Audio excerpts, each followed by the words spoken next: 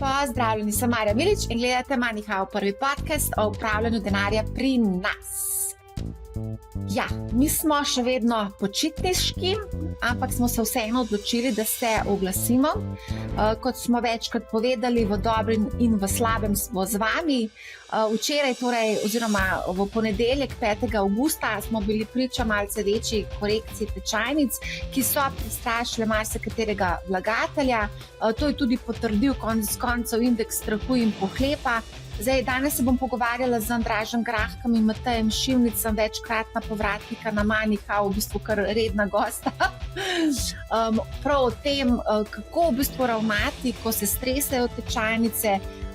Marsikoga je ta popravek presenetil, šokiral, ampak takšni popravki, ko smo bili priča temu zdaj v ponedeljek, 5%, 10% upad, to ni nič posebnega.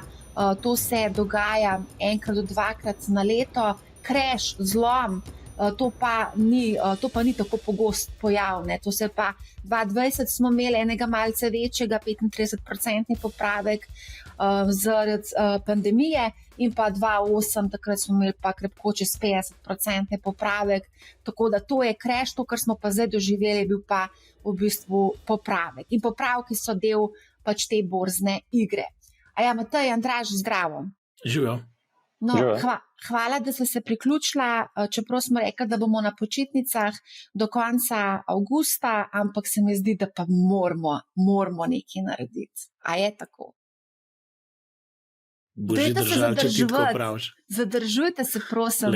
Če bi bil en teden na samotnem otoku, bi se cel kraj zgodil, pa prišel nazaj, pa rekel, vse je šlo dol in gor in nič brez veze.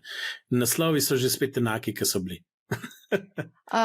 Naslovi so tudi mene malo presenetili, ker so govorili o crashu, ampak tehnično gledano je bil popravek, tako da tukaj je bilo malo zavajajoče, če smo čisto iskreni. Enega preberem. Nvidia chip stocks rebound amid tremendous opportunity. Zdaj, ko se je že odbil, je pa jasen, da je neverjetna priložnost. Ja, absolutno. Sam takrat, ko v ponedeljek, mi smo to zelo natančno spremljali, takrat je bila kar panika na trgu, in to se je tudi zelo lepo videlo na VIX-u, to je indeks volatilnosti in nihajnosti, ki je res poskočil na rekordne višave znotraj dneva, celo tam do 65. To je res nekaj, kar je bilo res jasno evidentno, da so v bistvu mali vlagatelji prestrašeni bili zelo. Na drugi strani smo pa videli hedge funde, ki pa so šli in so izkoristili ta dip oziroma popravek so vreče nastavili, ali kaj? Za nakupe, definitivno je. Gremo sam na hitrco povedati, kaj se je v bistvu sploh zgodilo.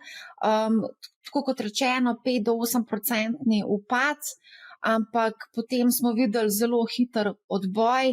Danes, če pogledamo tečajnice, je več ali manj zeleno obarvano, ampak če pogledamo pa recimo letošnje leto, pa vidimo, samo sekundo bom takoj pogledala, letošnje leto pa vidimo, da so S&P je 11% gor, Nasdaq je tudi 11% gor in skratka praktično vse tečajnice, vsi indeksi so obarvani zeleno z izjemo Ibovespe oziroma brazilskega indeksa, pa Hang Seng je tudi negativen, ampak samo -1%, medtem ko Nikkei, japonski, je pa 4% v plusu. Mogoče, Matej, lahko za začetek, da malo pojasnimo, kaj se je dogajalo, ker vse skupaj se je začelo kuhati na Japonskem, ko je Japonska centralna banka dvignila ključne obrestne mere in s tem presenetila marsikoga. Zelo veliko se je govorilo tudi o carry trade strategiji, ki pa je v bistvu priljubljena strategija predvsem pri bolj izobraženih investitorjih. Tam mali investitorji niso sodelovali v tej zgodbi. A lahko mogoče malo na hitrco pozameš, kaj se je zgodilo na Japonsko in zakaj se to tako prelilo na cel svet?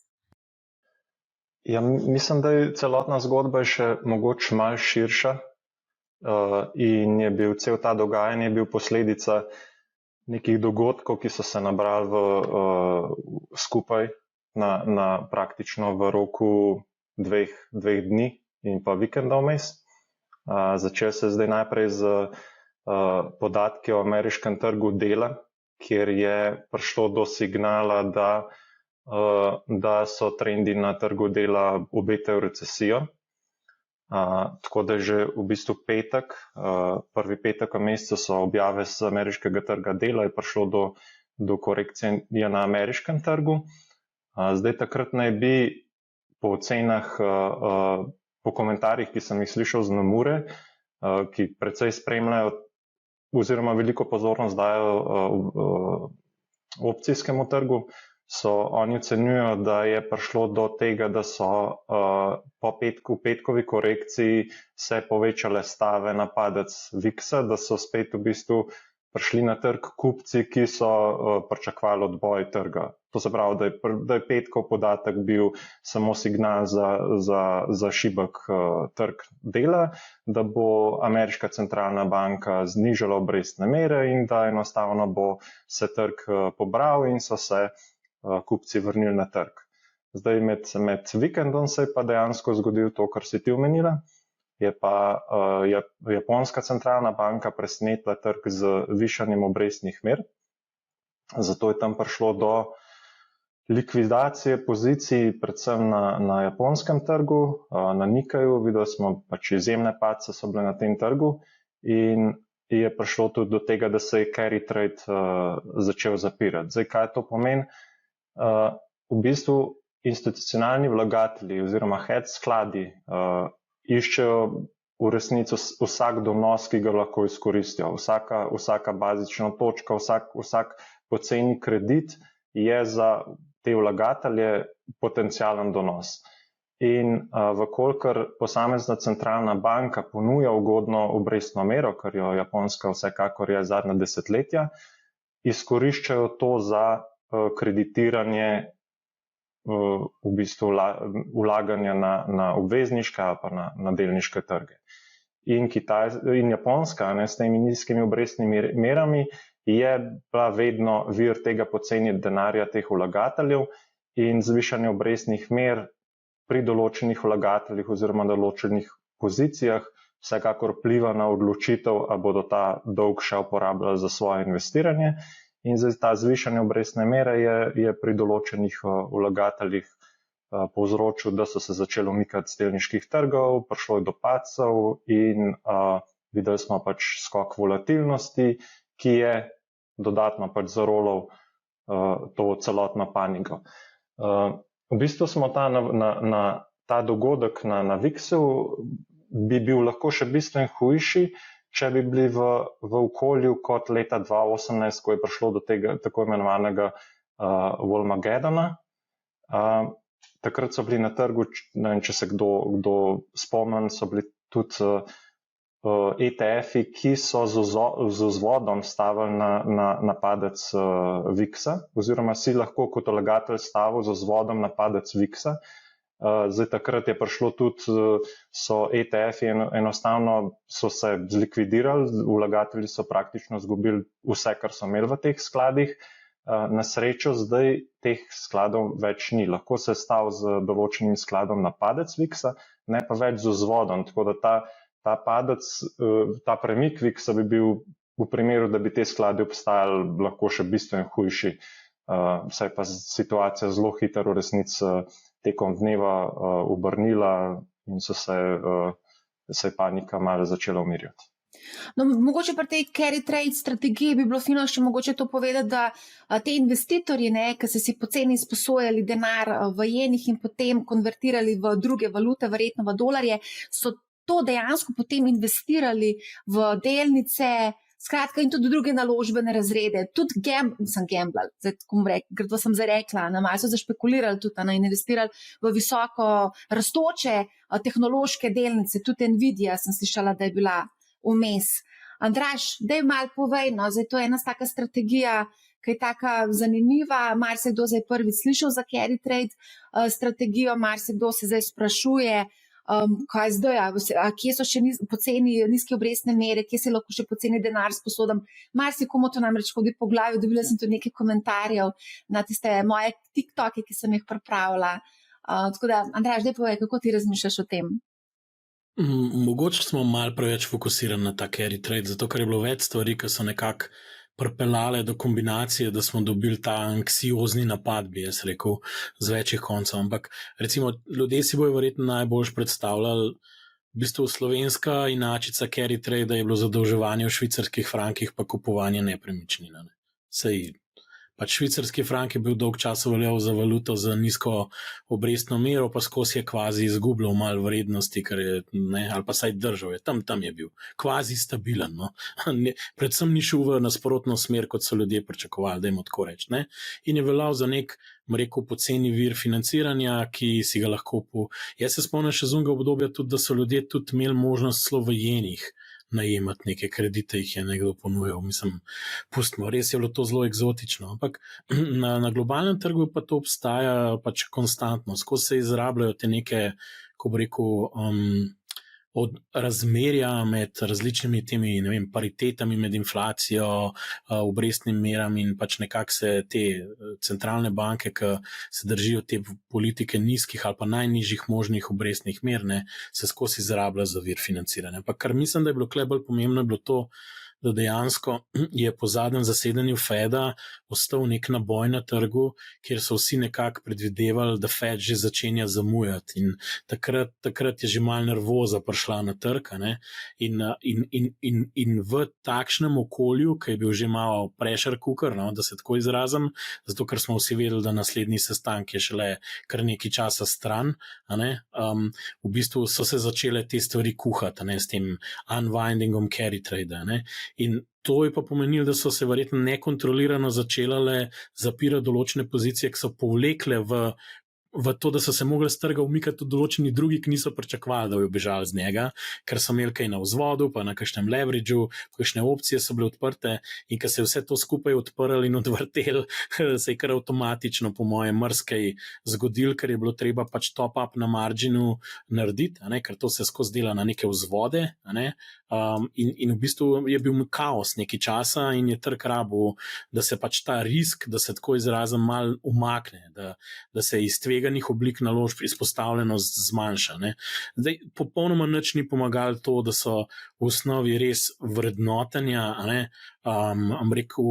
na zgornjem, ne vem, zgornji četrtini česarkoli zgodovinskega gledamo, če ne desetini, in tudi ko smo šli skozi samo objavo dobičkov, se je videl, da tudi trg ni sposoben več porivati gor, da ni več momentuma, da se kljub temu, da so nekatere firme, ne vem, 5-10% nad pričakovanji objavljale dobiček na delnico, prihodke, enostavno niso več navzgor reagirale. V bistvu objava malo čez pričakovanje je bila objava, kjer so pol te tečaji padali dol, veliko bolj se je gledalo v prihodnost. Tako da zdelo se je, da po, ne vem, prvem polčasu na nek način je mogoče pametno malo pobrati te dobičke z mize ali pa se saj delno malo bolj konzervativno postaviti. Malo je bilo tako, malo se je sestavljala zgodba sell and may and go away, but remember perhaps to come back in September. No?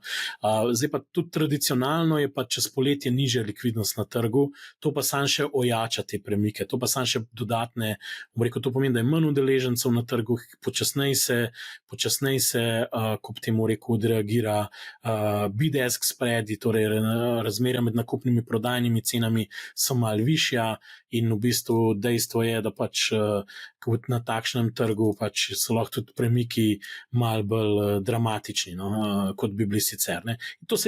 To se pač tukaj nek tak popoln vihar se je zgodil, no, v tem tednu se mi zdi na koncu in zdaj se je pač to malo polegali in zdaj prihajamo na neko novo ravnotežje in zdaj je malo wait and see, se mi zdi, od te točke naprej. Drugače sem danes prebrala eno dosti zanimivo statistiko, ker piše, neka raziskava je bila narejena in sicer, da spremljali so S&P 500, ki je v bistvu v povprečju od leta 1980 pridobil 6% v 3 mesecih, potem ko je se zgodil ta 5% upad z najvišjih vrhov. Se pravi, marsikdo v tem trenutku, dosti, ker smo tudi na našem podcastu govorili, da nekako pričakujemo, da bo prišlo do nekega ohlajanja ali pa da bo se zgodila neka korekcija, prišla je za ta korekcija, ampak vprašanje, koliko so pa ljudje izkoristili to korekcijo za nakupe. Dobila sem občutek, ko sem se pogovarjala z nekaterimi ljudmi, da enostavno mogoče niti niso imeli čas tako hitro odreagirati, ker se je tako hitro zgodilo. Nekaj podobnega je bilo tudi leta 2020, ko smo imeli tako rapidni upad in rapidno rast ob pandemiji, ne? Takrat je upadlo za 35. In ljudje sploh niso imeli časa odreagirati. Se vam zdi, da je bil tukaj dosti podoben scenarij? Mislim, jaz bi rekel, da ja, na eni strani, na drugi strani je bil tudi šok, ker je bil velik dnevni premik. Tudi če rečemo, cel premik mogoče ni bil tako velik, ampak je bil pa res v enem šusu. Bil ta res, ni bila klofuta, ampak je bil kar mal knockout. Tako da to je po mojem mnogi šokirali, pa moramo razumeti, da je to že mal prišlo on top, ker določene te high growth delnice, ne vem, če recimo Nvidia vzamemo. Nvidia je drsela navzdol že prej, pa je pa to prišlo. In to je bolj kapitulacija in ponavadi, ko bi rekel, mainstream investitorji ponavadi malo, ne vem, je načeto že malo zaupanje, ker je že tako visok in pol niti niso prepričani, zdaj zakupovati ali ni zakupovati. Tako se mi zdi, da tukaj je bila pač ta nizka likvidnost. Tako da na eni strani je bilo hiter, ja, niso odreagirali, na drugi strani pa jasen, kdo je odreagiral. Zato, ker te statistike zdaj, ki so ven prišle, je pač smart money je pač neto kupoval, dajmo reči retail money ali pa kakorkoli pač že kdo drugi, so bili pa neto prodajalci. Saj tako zdaj pač, ne vem, se objavlja, zdaj po bitki lahko biti general, ampak tako zgleda. Ampak jaz mislim, da ta postopek prilagajanja sploh ni še zaključen. Jaz mislim, da to je bilo sam neke vrste, ko bi rekel, uvod. Lahko rečemo uvod ali pa jaz bi rekel reakcija na to, da se bo spreminjala politika monetarna in da mogoče ne vemo čisto natančno, kako bo to se izpelo. In zaradi tega bi rekel, da je to uvod v neko obdobje normalizacije, če želite, ne vem, monetarne politike, če je to sploh ta pravi izraz, ali pa saj rekel spremembe proti mal nižjim obrestnim meram, bo mogoče boljši izraz ka normalizacija. Potem na drugi strani imamo pa tudi cel kup nekih medvedje razpoloženih analitikov, ki še vedno pravijo, da so vrednotenja visoka, da so cene delnic prevrednotene oziroma visoko vrednotene in da še vedno čakajo, da bodo se zgodili neki malo večji popravki. Tudi ena zanimiva izjava sem prebrala mislim, da je bilo na Bloombergu objavljen nek investitor, ki je zelo tak bearish oziroma medvedje razpoložen. On je rekel, da v bistvu ta zadnja korekcija je delovala kot da bi videli neko dizajnersko torbico znižana po 10%, še vedno je predraga, ampak se nam zdi, da je dober deal. Se pravi, da bomo še zmer za 10%. Lahko se prepričaš, da bi lahko bil dober del, ampak ne veš. Točno to, lahko se prepričaš, točno to, da se lahko prepričaš, da bi bil lahko dober del. In ne vem, kako vidva recimo gledate na to? Matej? Ja, lahko bi bil dober del. In sicer pod pogojem, da centralne banke res vzpostavijo okolje, da so ta vrednotenja sprejemljiva. Na koncu smo videli vsaj zadnja leta, ko so centralne banke vztrajale z nizkim obrestnim meram, da so ljudje enostavno potiskali trg navzgor. In zdaj, če se pride do tega nižanja, potem so tudi ta vrednotenja mogoče v določeni meri bolj sprejemljiva in se lahko to spet zgodi. Je pa tukaj mogoče še ena druga nevarnost, ki jo nismo omenjali, in sicer to, kar se dogaja z Iranom. Če res tam do nečesa pride, imamo pa resno težavo, ker če bodo cene nafte poskočile, lahko to zavre ta pričakovanja oziroma zavre možnost centralnih bank, da znižajo te obrestne mere, potem pa je težava, potem so pa ta vrednotenja problematična in lahko pride do še ene panike, recimo. Ja, kot jaz vem, neke reakcije na bližnjevzhodne tenzije ali pa na trenja, neke reakcije na v bistvu naftnem trgu ni bilo. Ja, zdaj tlej mogoče malo težava, ker se ne ve, do koliko velike eskalacije bo prišlo, ker vseeno Iran, Huiti, mislim, ves ta lonc, ki se tam kuha, s tem, da vemo, da določeno vlogo igra še Rusija, ki tudi bi lahko dobavljala orožje, lahko bi še oni sodelovali recimo pri blokadi naftnega trga in še oni dodatno dolili olje na ogenj in povzročili rast cene nafte. Potem določeno vlogo igrajo tudi Kitajci. Lahko se spet prekinejo v tej regiji še bolj ta tovoren promet in lahko pride do novih disrupcij, dobavnih verig in novih nevarnosti za inflatorne pritiske. Tako da vse to je, ne vem, če že not uračunan ne samo v ceno nafte, ampak tudi v ostali trg in v pričakovanja, kaj bodo centralne banke delale v takem okolju potem. Ja, ravno zdaj gledam, dejansko je bila ena 3% recimo od 6. avgusta, se pravi v enem dnevu, če to prav vidim, 3% ne bi prišlo malce do dviga cene nafte. A mogoče gremo lahko še na ta, dostikrat zdaj v zadnjem času smo se pogovarjali tudi o tem, kdaj bo prišel medvedji trend, kdaj bo začel medved lomastiti po tečajnicah. Za to korekcijo, ki smo imeli v ponedeljek, črni ponedeljek, se nekako vse je špekuliralo, ali bo prišel mogoče medved nazaj na trg, ampak mogoče v tem trenutku prehitro, da bi lahko rekli, da je prišel ali pa da bo prišel. Verjetno bo potrebno še nekaj časa počakati. Na zadnje smo imeli medveda leta 2020, predtem 2008, tako da kdaj bo prišel medved? Mislim, to je zdaj spet definicija teh medvedjih trgov. Eni so krajši, recimo, če gledamo to, kar smo imeli, tako kot ste rekla, ne vem, oziroma 2,21 dol, 22,21 dol, tek delnice, ki so se ohladile. Če bi to medvedji trg, recimo, če posamične delnice pogledate, so še zmeraj v medvedjem trgu. Vmes je pač zgodil ta AI hype, ki je te hyperscalerje, public cloud in pač chipmakerje v Nvidia predvsem, v bistvu dvignil gor in je ta del trga je vlekel, in ker so tukaj na nek način jih nese inercija od tega, ker se vse selo v blag že 10 let plus, in te modeli so res izjemno profitabilni za te sisteme. Po drugi strani pa ta nenormalen capex spending za AI, ki se je zdaj, ne vem, na nivoje 40-50 milijard na let preselo že počasa.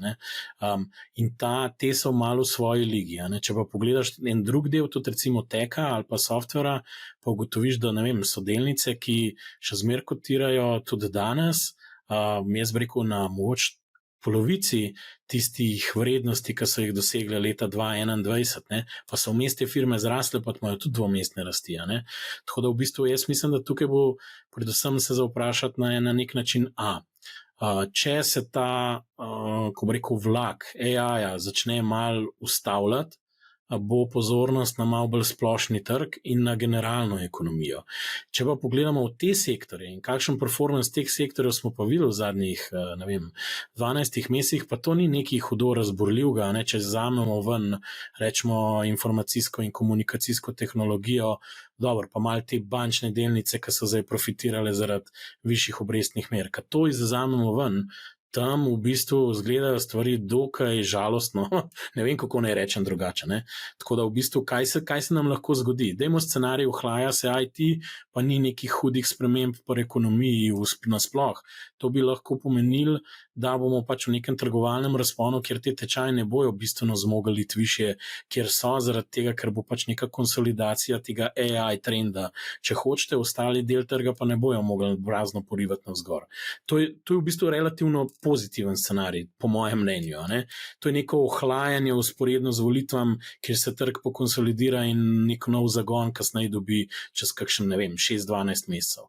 Ni nič dramatičnega, ampak vse malo se moramo ustaviti. Druga stvar pa je, če je bilo pa Fed tukaj izrazito prepozna in se začnejo tukaj neke težave v ekonomiji pojavljati, pol bo pa tukaj še en popravek navzdol, po mojem mnenju.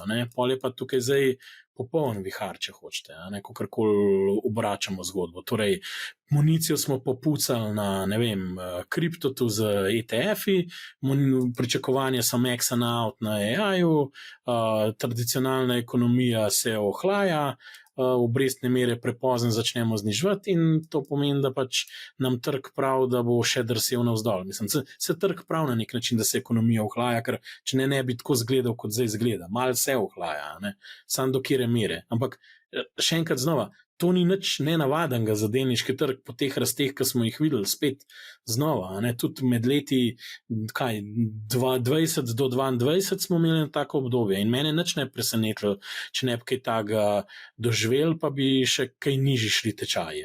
Ravno nasprotno, mislim, da je to koristno za trg.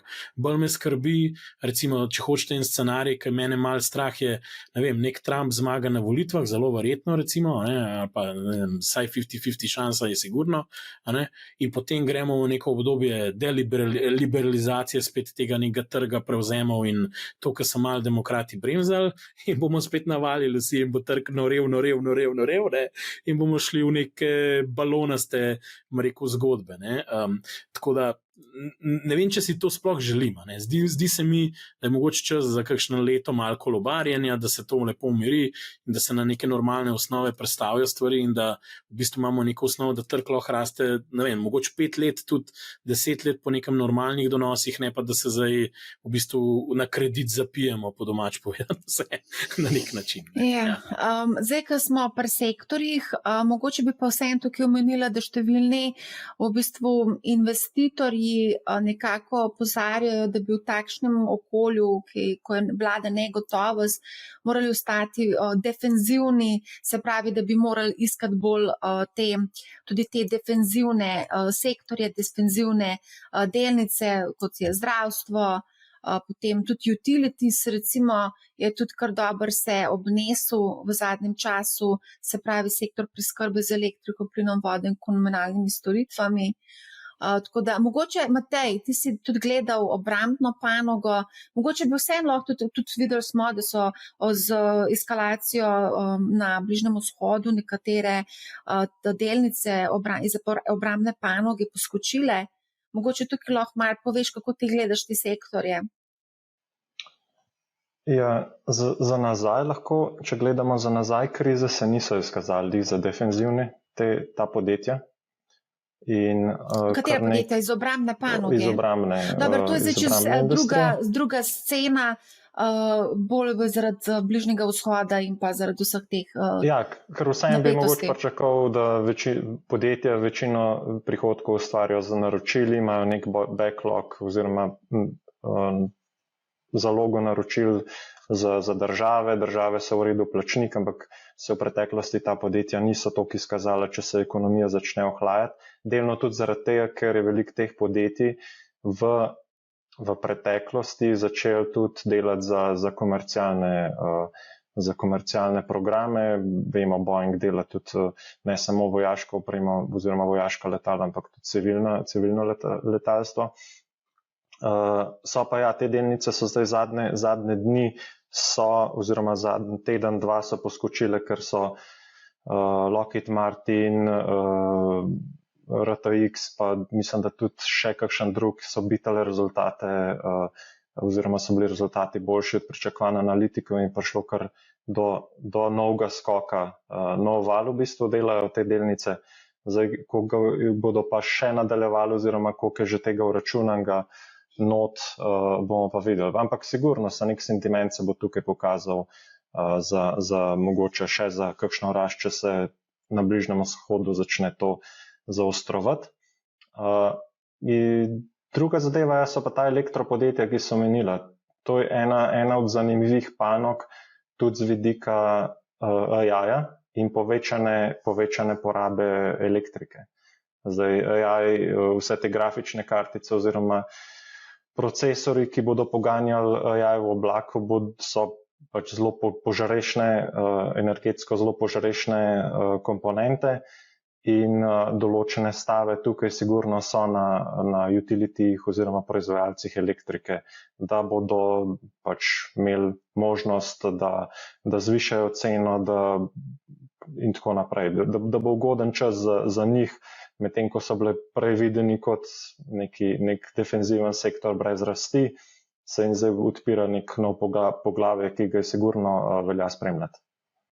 Ja, jaz bi rekel, da je zanimivo, zato ker stvari ratujejo, da je reči, z aplikacijo AI zmeraj bolj povezane na nek način, zato ker pač je ta hardware res toliko instrumentalen pri končnem rezultatu, ki ga ven dobiš.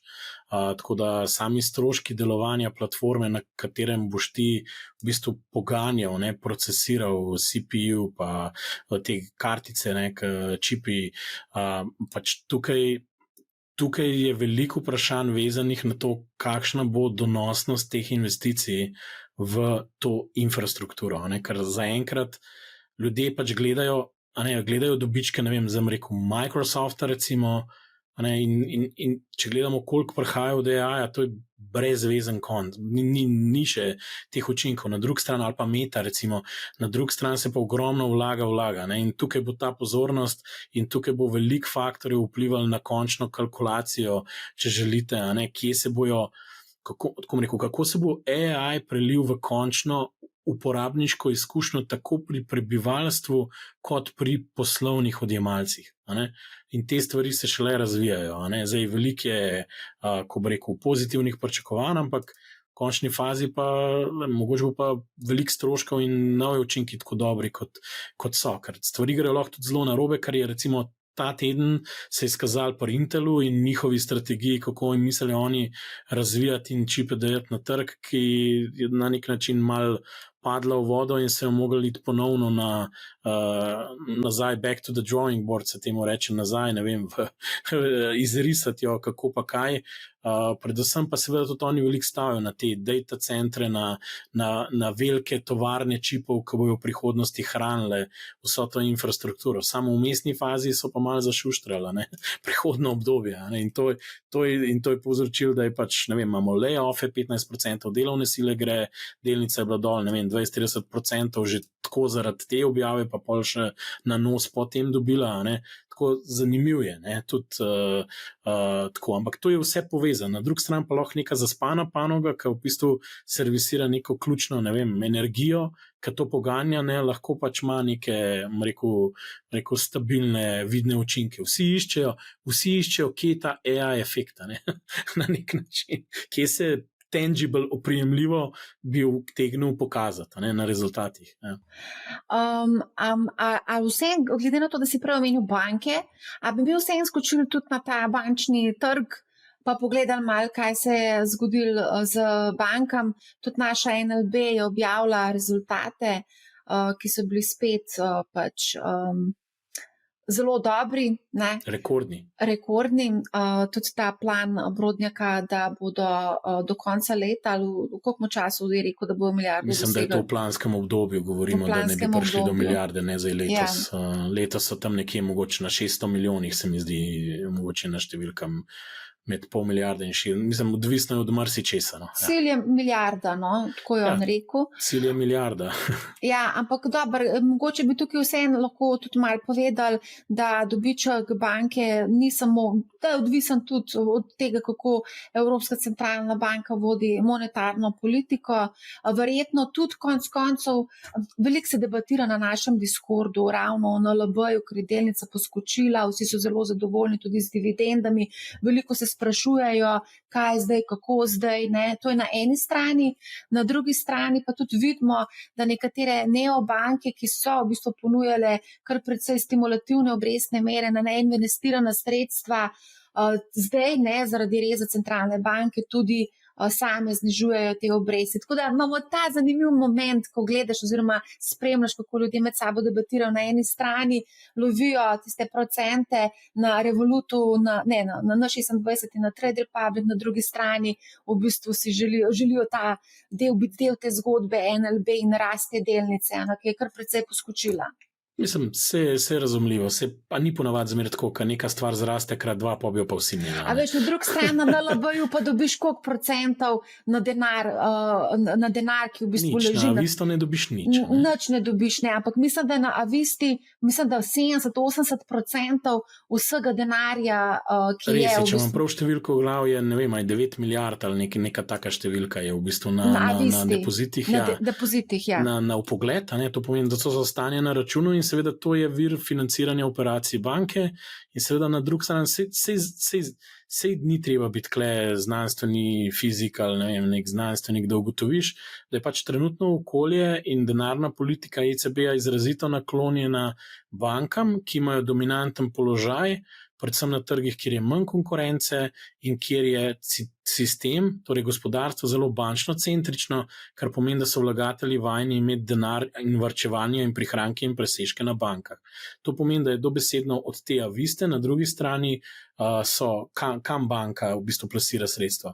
Delno, zdaj vedno več potrošniška tudi posojila, vidimo, da je to en segment, kar raste recimo, a ne, delno tudi zaradi stanovanjskih posojil, ki so cene zmer više in više, a ne, delno seveda lahko plasira pri ECB-ju, tudi pri 3,75, a ne, zdaj, če je strošek nič pa 3,75, si vsak zna zračunati, da pač je tukaj kar velika razlika v igri, a ne, pa so pa tukaj še podjetja, ki pa iskreno povedano, a ne, jaz sem malo gledal te zadnje rezultate, pač ta corporate ali pa commercial banking, pri NLB-ju podjetja se pa v bistvu sploh, ker oni imajo bolj večje komitente, vseeno še vedno, a ne pa državo, tam se pa bolj neto razdolževanje dogaja, ti krediti v osnovi niti ne rastejo toliko, ne. Tako da v bistvu, bom tako rekel, večina tega dobička je nastala ne kot neto huda rast kreditov, če hočete, ampak je predvsem posledica višje marže na posojanju, dajmo reči nasploh finančnem posredništvu, sej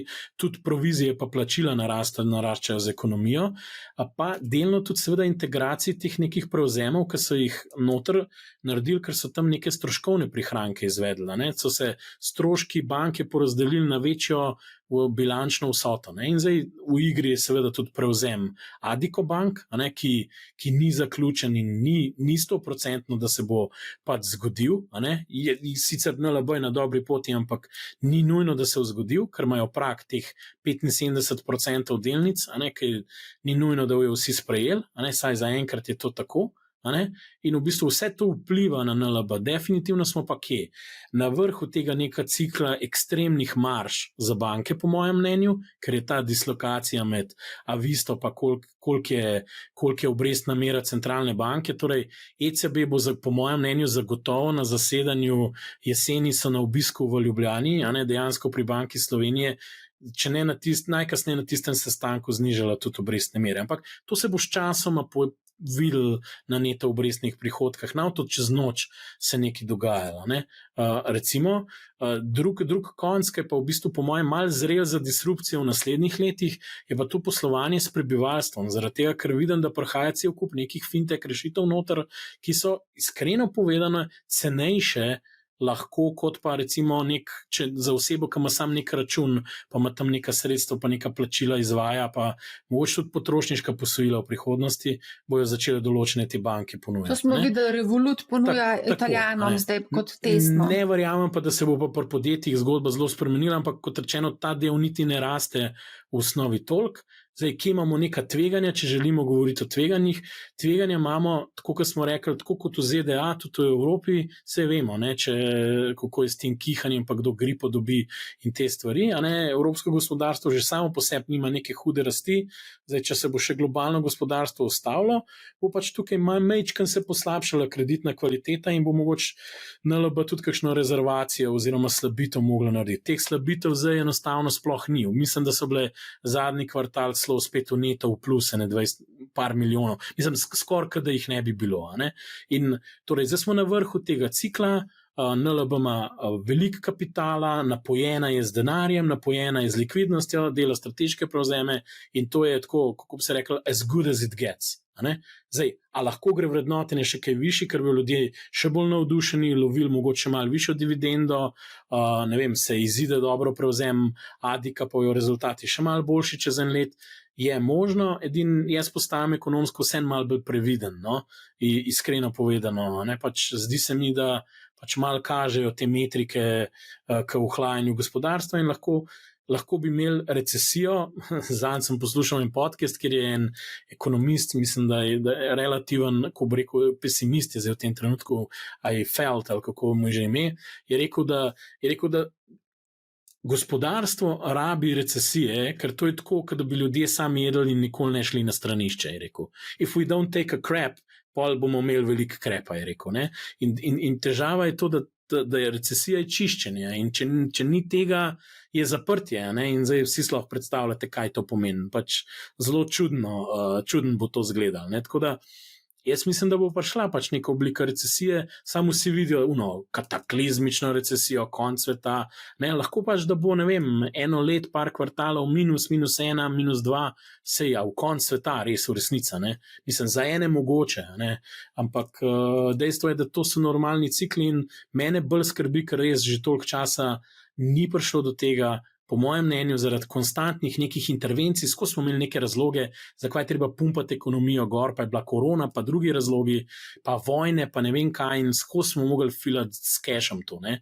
In zdaj imamo določena neravnotežja, ki po mojem mnenju se bodo mal, pač je fino, da se mal, ko bi rekel, na naraven način, skozi tržni mehanizem, skozi konkurenco tudi razrešijo. No? To je pač moje mnenje. Ne? Če bomo skozi subvencionirali donosnosti, to tudi na nikamor pelali, ker na koncu bojo nič. A gremo mogoče, Matej, še boš ti povedal, kaj se ti misliš mogoče o bančnem sektorju? Jaz recimo vem, da midva sva že dostikrat se pogovarjala o tej funkciji ANR oziroma na priporočila analitikov, in ko jaz recimo gledam, kakšne so priporočila za delnico NLB-ja, to so strong buy, trenutno kotira delnica pri 130, analitiki pa celo napovedujejo, da se bo ciljna 12 mesecev ciljna cena je vse tja do 186 evrov. Ne, to so kar taki nore rasti. Pa daj mogoče, ker vem, da tudi drugi na tak način v bistvu razmišljajo, tudi med sabo se podpihujejo, sploh te mali vlagatelji na nekih takih omrežjih, na Discordih, Redditih in podobno. Ja, ta bančni sektor je dejansko je zdaj pač zelo ugoden okolje za njih, to je dejstvo. Ta okolje bo, dokler en dan ga ne bo več. Tam je zmer in tam se, kar pa je. Ne, se strinjam s tabo. Sam šino mi v glavo, koliko je zanimivo, koliko se hitro lahko pogled na neko gospodarstvo spremeni v 14 dneh, a ne, če gledaš mal FED, pa to nazaj, pa kar naenkrat je brezposelnost ratala zelo pomembna, ker pa nismo jo imeli še 14 dni nazaj. Tako da ta sentiment je včasih na trgu hit se spremeni, čeprav se fundament ne spremeni čez noč, ampak daj kar nadaljujete.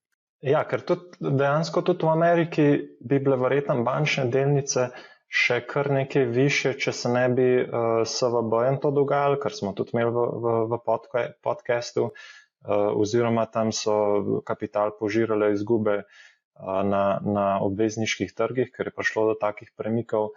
Drugače so pa te razmere, ko so kratkoročne obrestne mere zelo nizke in pa dolgoročne lahko visoke, so to pač zelo dobri pogoji, obenem ni slabih kreditov, se pa moramo pri bankah zmer zavedati, da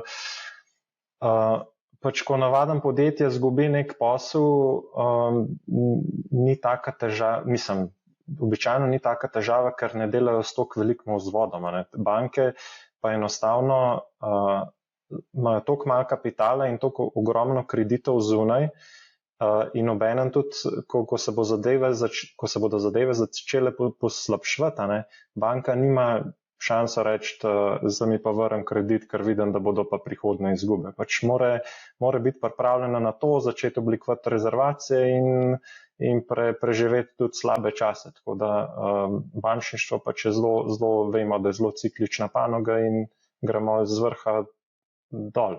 Pač to moramo pričakovati.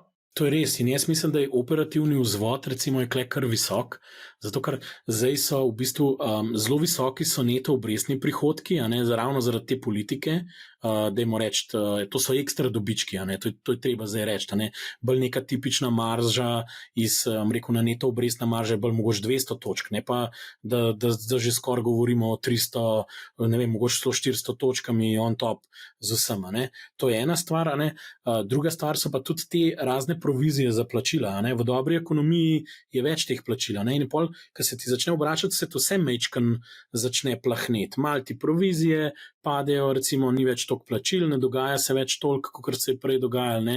Hkrati je pa ta zgodba, da se ti na neto obrestni marži začne dogajati iz dveh razlogov. Zdaj, eno je tam, kjer so variabilne, gre pač dol, ampak je pa treba povedati, da NLB je kar veliko kreditov, je kar že fiksiranih s fiksno obrestno mero. Ta trend je bil v zadnjih 2 letih, da je veliko ljudi oziroma veliko komitentov imalo fiksne. Po drugi strani je pa tam en drug problem. To pomeni, da so te obrestne mere nad variabilnimi obrestnimi merami in da če se zaradi ekonomskih razlogov poslabša kreditna kvaliteta, bojo te komitenti težje servisirali te posojila po fiksnih obrestnih merah, ker so jih najeli v rožnatih časih. A ne? In bančni krediti, tako kot je rekel Matej, so zelo programirani, zelo malo imajo nekih fleksibilnih stvari noter in v bistvu doskrat, kar mi ugotavljamo, je to, da zelo malo podjetij, tudi v Sloveniji, sploh SME-ov, sploh nima celovitega sistema, kako najema kredite, ampak malo lepijo te kredite enega na drugega, kaj en kolaž. No? In težava, kakle nastane, je to, da imajo lahko pri večjih bankah, recimo, in da niso dobro usklajeni denarni tokovi, pa kredite, ki jih jemljajo. In zdaj to vse lahko funkcionira v teh časih, ko sprot nekaj z ust nekako te kredite servisirajo, ko se pa to obrne, pa lahko rata problem. S tem, da ne pozabimo, prosim, da pač NLB ni več slovenska banka, NLB je regionalna banka. Ne? To pomeni, da tukaj govorimo o trgih praktično vse, od Kosova, ne? Ali pa od juga do zdaj že Avstrije, ne? Če bojo prevzeli Addiko banke. Ne? In bojo več, o čem govorim, več kompleksnosti bo tam, vse te ekonomije se bojo različno obnašale in odpisi in vrednost zavarovanj in slabitve bojo različne po vseh teh trgih. Ne? In seveda bolj rizični trgi bojo normalno imeli več odpisov. Kar pa hočem povedati, da v tem trenutku jih pa ni na nobenem trgu nobenih odpisov. Ne? Tako da jaz bi rekel, seveda je bila super zgodba, vsa čast tudi NLB-ju, da izvede vse te prevzeme, ampak jaz mislim, da na tej točki je treba mogoče malo normalizirati te dobičke. Lahko je to še zmer ok, treba je malo spremljati, seveda vse te bančne delnice mamijo z dividendam, pa NLB ni izjema, če smo klej iskreni, če evropske bančne delnice noter pomečete, so kar lepe dividende, vsi te ekstra dobičke ven pluvajo, no? Iskreno povedano, vrednotenja so pa tudi večinoma bolj pod knjigo, tako da dosti podoben leitmotiv je, edino, kar bo razlika je to, da če boste neko Italijo imeli, bo tam italijanski problem, ne? Če boste imeli pa, ne vem, NLB bo pa slovensko-balkanski, pa še malo avstrijski problem, ne? Če bo ekonomija. Ne? In tukaj pa dosti pomembna odpornost teh ekonomij, ne, in teh podjetij. Ne. To je malo ta razlika, ko primerjamo. Torej, skratka, če kupaš delnico, moraš vedeti, zakaj jo kupaš, moraš razumeti, moraš spremljati poslovanje in pa pač ne smeš staviti vse na eno zgodbo. Jaz mislim, da večina ljudi je na začetku kupovala delnico NLB-ja kot nek income dividend play, ker je bila relativno visoka dividenda, potem se je pa izkazalo, da so te windfall profiti, da se kreira kapital, da so sposobni prevzeme narediti in tudi rast. In kar naenkrat se je še tema rasti pridružila temu inkomu, in zaradi tega je to ratalo zelo atraktivno, ker na slovenskem delniškem trgu je relativno malo podjetij, ki so rastoče. In NLB-ju je to tezo uspel spremeniti. Tudi ljudje so bili skeptični okrog teh prevzemov. Zdaj pa čist druga stvar. Oni so izvedli in execution je bil super za nazaj. Pak težava je, da določeni faktori, s katerimi se soočajo, enostavno niso pod njihovim vplivom going forward več. Mislim, ne more vplivati v celoti, lahko se prilagajajo. In to je pa cikl. In cikl pri bankah, ti nočeš biti lastnik banke, ker gre cikl močno urit kredit. To je pač čisto simpel. Ampak to, kar si ti zdaj rekel, Matej, to smo imeli na delavnici naši za investiranje in za začetnike in za delnice, kako v bistvu kaj vse vpliva na trge, na sistematična in nesistematična tveganja, se pravi na nekaj, kar mi v bistvu ne moramo vplivati, niti sama banka ne more vplivati. Mogoče, sam Matej, če lahko ti na hitrco, mogoče malo poveš kaj o tem.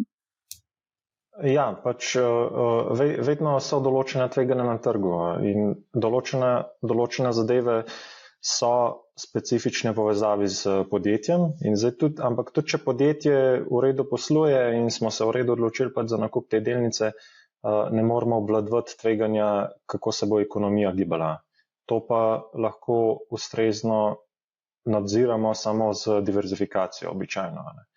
In zato moramo pač nujno paziti, da imamo ciklična podjetja v portfelju in tudi neciklična, čeprav so mogoče neprivlačna. Ne. Marsikdo zdaj v tem trenutku ne bi pogledal utilitijev pa obveznic, ker so nizke obrestne mere in tako naprej, ampak ko pride do takih šokov in recesije, te naložbe običajno odigrajo svojo vlogo in nam tisti dan pač je malo lažje preživeti to. Mogoče nam pa seveda vedno malo požirajo tega donosa. Ne? To se pa moramo zavedati. Jaz bi rekel, da je... Andraž, da ne bom mi ušlo, pa da ne bom izgubila rdečo nit. Rekel si ciklične in neciklične. A lahko mogoče navedeš primer ciklične in primer neciklične? Ja, glede na to, da smo bili pri NLB-ju in NLB sigurno ciklično, ker je odvisna od investicij, to se pravi, kreditirajo investicije, kreditirajo potrošnjo, kreditirajo, se vemo, nakupe avtomobilov, hiš in tako naprej.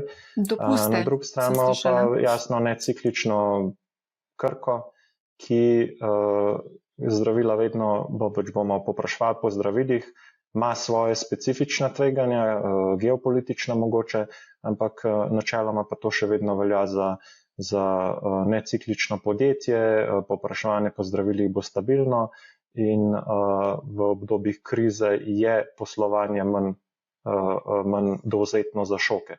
To še ne pomeni, da delnica ne bo padla, v obdobju krize, ampak bi pa morala pasti manj, ker so dividende bolj varne in tako naprej.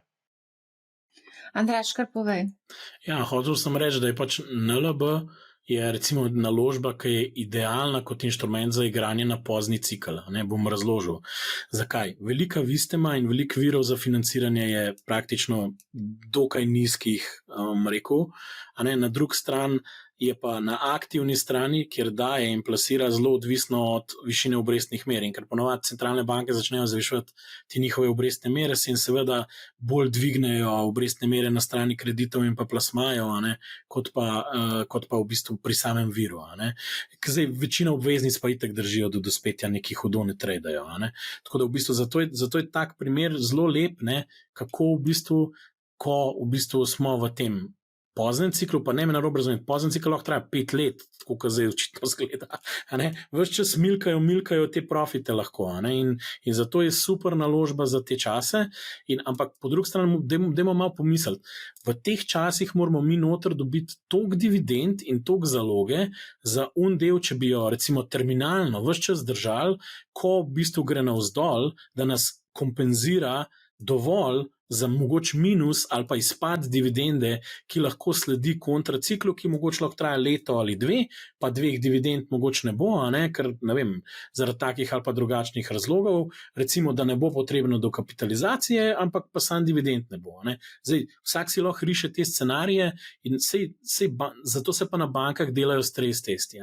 Naredite svoj stres test, rečete, ne vem, 5-10% kreditov NLB-ja bo gnilih jabolk, od tega jo pol dobili nazaj, toliko manj bo dobička, ECB znižala obrestno mero na 1-2%, pa malo pomodelirajte. To sicer ni scenarij, ki je danes v igri, nobenega analitik ga ne upošteva, ampak to niso neki nerealni scenariji. Pa verjetno morate različne stopne teh nedonosnih izpostavljenosti terjatev slabih kreditov vzeti za Slovenijo ali pa ne vem, za eno Srbijo ali pa Bosno, ker bojo te procenti višji tam. To je dejstvo. Marsikdo se pa na tej točki ne bo odločil, da bo investiral na slovenski trg. Skreno ne gleda naprej več kot 6 mesecev. Tako da mogoče bi vsem šla na malce širšo zgodbo in sicer kako v bistvu zdaj v teh negotovih časih, ker pred nami je bumpy road, kako se reče, da bo razgibano, razburkano in bo pač mogoče marsikdo na neki točki se malo ustrašil, nekateri so se že, nekateri se še bodo, pa mogoče če lahko tukaj vsem gremo v zgodbo, kako v bistvu se pripraviti na te stresne čase, Andraž, kot si rekel, stres test, kako ga narediti pri sebi, do katere ravni smo sposobni handlati te upade, pa kako v bistvu pripraviti portfelj. Za nekateri govorijo, da je fino, da se umaknemo v denar, pa čakamo na padce v denarju. Videli smo Warrena Buffetta, ki je v bistvu prodal 50% Apple in zdaj ima $280 milijard keša, denarja. Marsikdo se tukaj sprašuje, če je on imel kakšno informacijo več.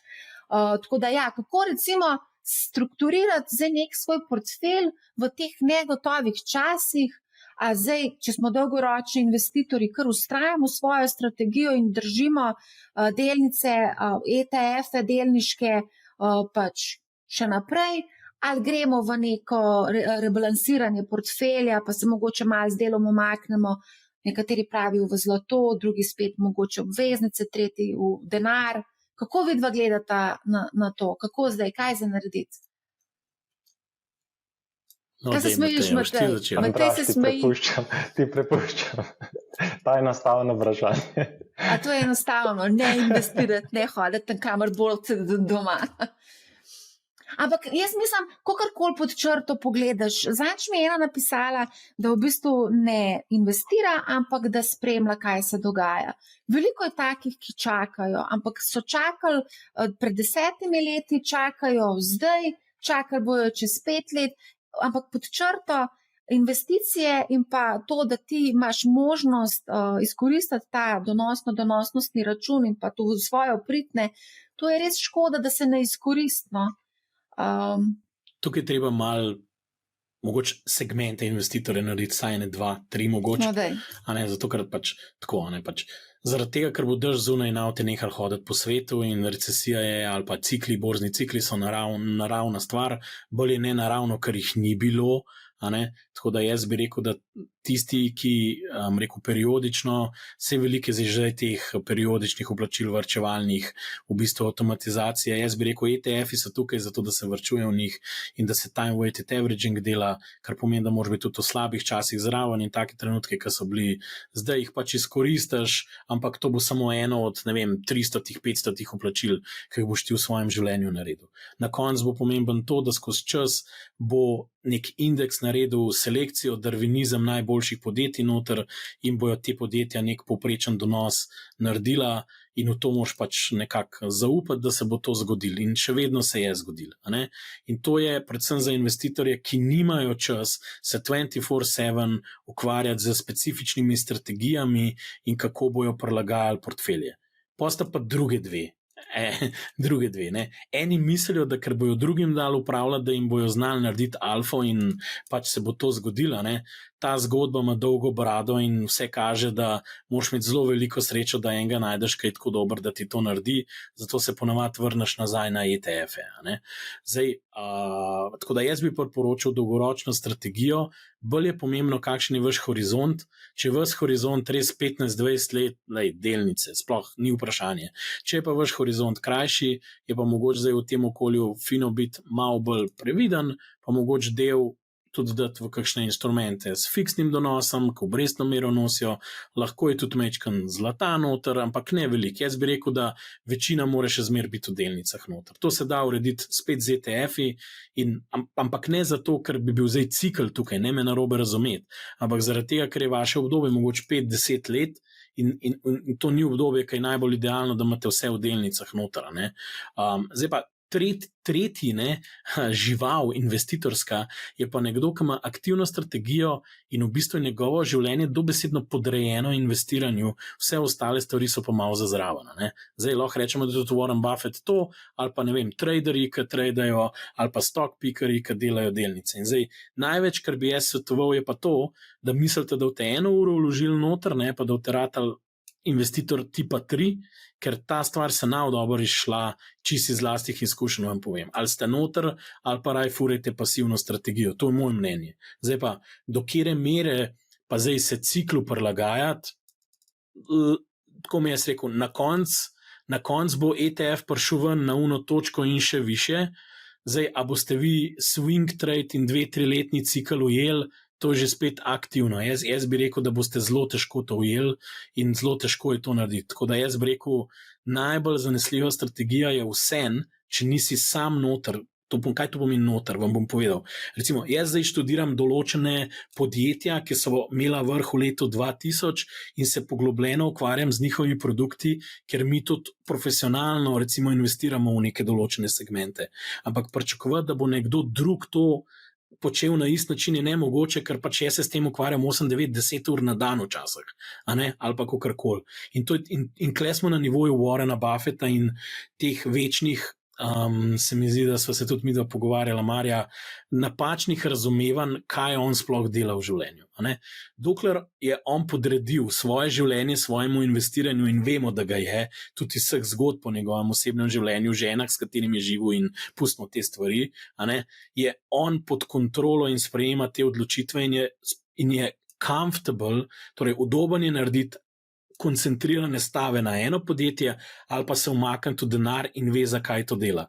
V tistem trenutku, ko on tega več ne bo počel 12, 13, 14 ur na dan, se pogovarjal z ljudmi, bral časopise, študiral, kaj v naredu, pa Bog si ga vedi, kakšne informacije imel, ki jih noben od nas treh nikoli ne bo v življenju, v tistem trenutku bo on prepustil svoje, ko bi rekel, preostalo premoženje in družinsko darvinizmu in selekciji S&P indeksa. A je res? To je tudi povedal, da bo, ko bo umrl, da njegova žena oziroma celotno premoženje gre v S&P. Jaz imam iskreno povedano, mislim, da ali je 1 ali pa 0. Jaz se samo v to verjamem.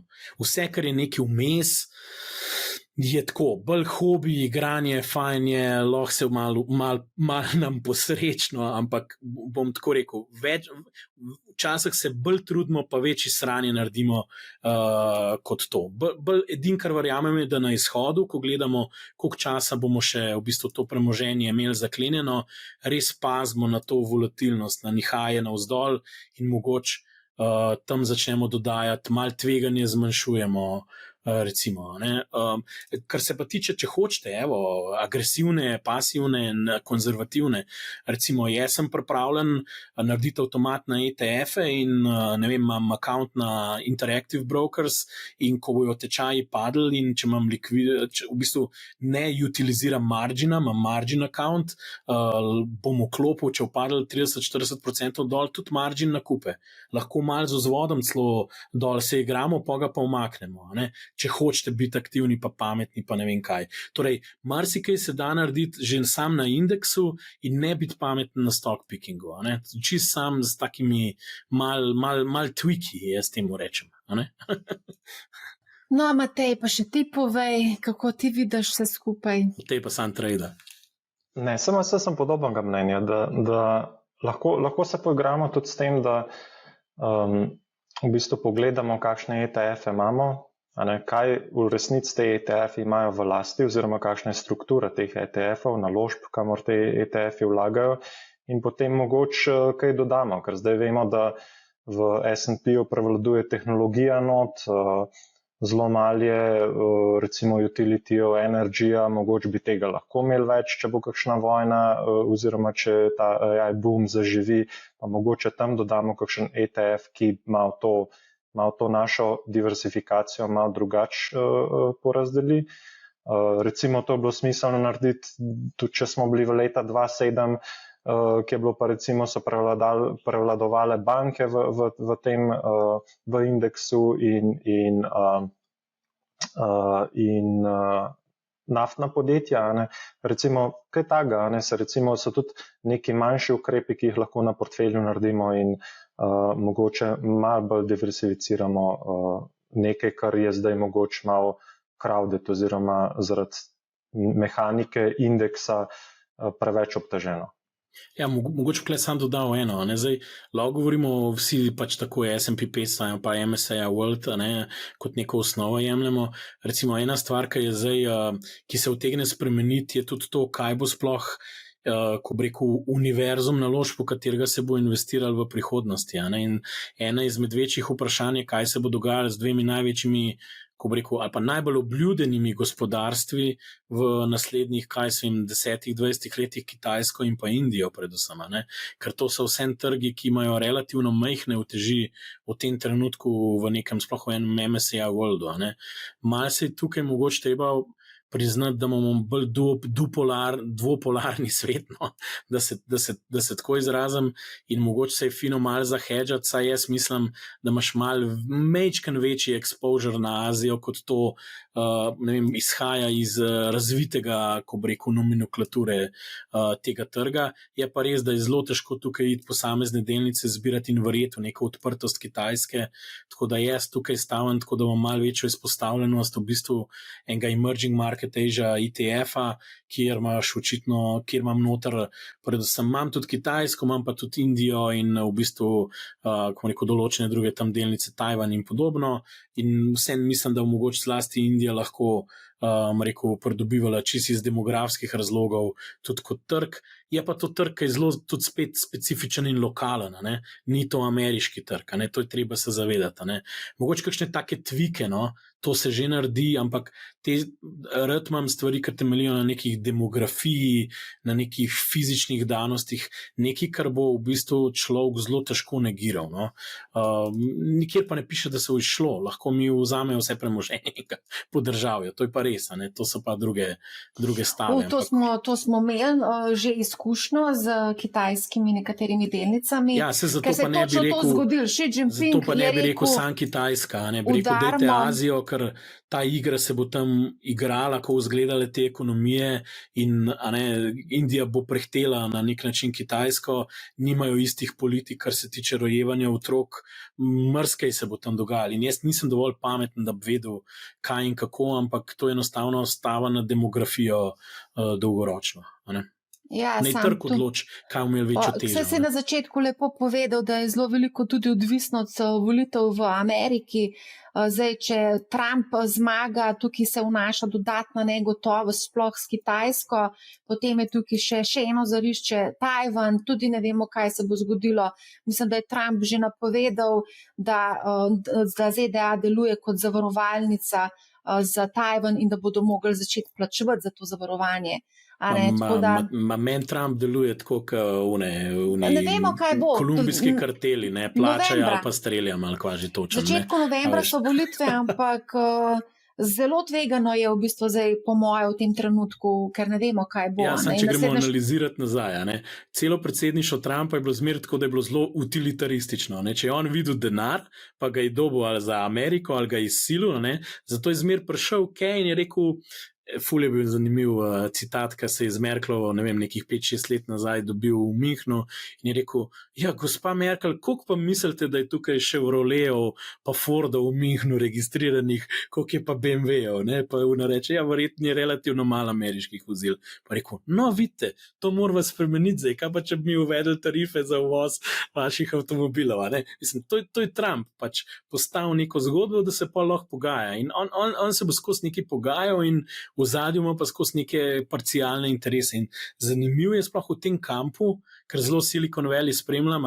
sploh podpredsedniški kandidat J.D. Vance je pač bolj iz tega gnezda ali iz te doline vam preletel, in da ni recimo velikim firmam na venture capitalu ful ne paše, da so demokrati omejili določene prevzeme in možnosti prevzemanja strani večjih firm, zaradi tega, ker so pač investirali tokenega keša v scale-upe takih vrednotenih, da jih mora en večji sistem integrirati in nekam kupiti.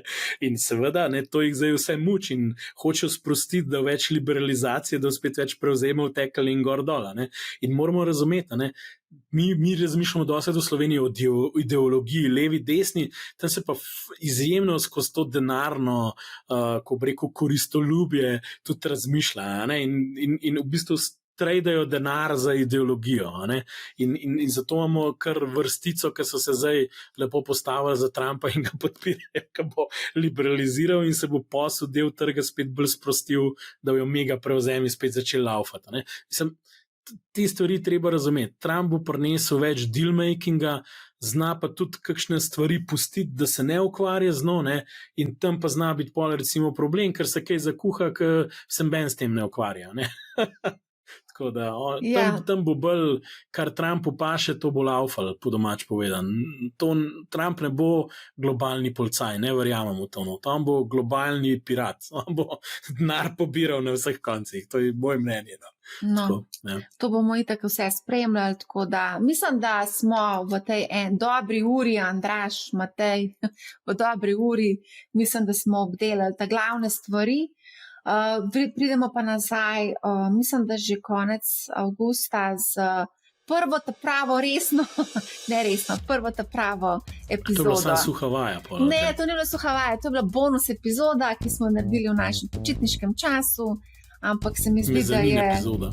Ja, ne, zdi se mi prav, da se odzovemo na pač aktualno dogajanje, a ne? Pa da malo pokomentiramo, pa da je bolj v sproščenem duhu. Jaz sem danes malo utrujena, zato sem tudi tako malo bolj v easy. No, vidiš. Andraž, ampak ti zbil tak, kot si vedno, Matej, ti pa tudi, ne? Tako da vse je okej. Vse je okej, vse štima. Kaj, bomo zaključili, ali bomo še kaj povedali? A gledate kaj olimpijado? Da se hecam. Ja. Tudi o tem se lahko, ampak drugič. Seveda vsi navijamo, ne? Tako da upajmo, da bo še kakšna medalja. Kaj, danes je 7., 8. Danes je bilo nekaj... Se dogaja tudi danes. Danes se dogaja, ja. Kdaj smo snimali? Snimali, ja, ob 6. tudi še to 18-17 ura, ko bomo zaključili. Kaj ne de? To je to, v starogrškem stilu metanja diska. Da. Skratka, najlepša hvala za sodelovanje v tem našem počitniškem času, tudi v tej epizodi, Matej, Andraž. In pa seveda hvala tudi vsem poslušalcem, da ste nas spremljali. Poslušajte Manihao, ne bo vam žal. Za 5. sezono pridemo konec avgusta. Pa ful bo fajn. Adijo.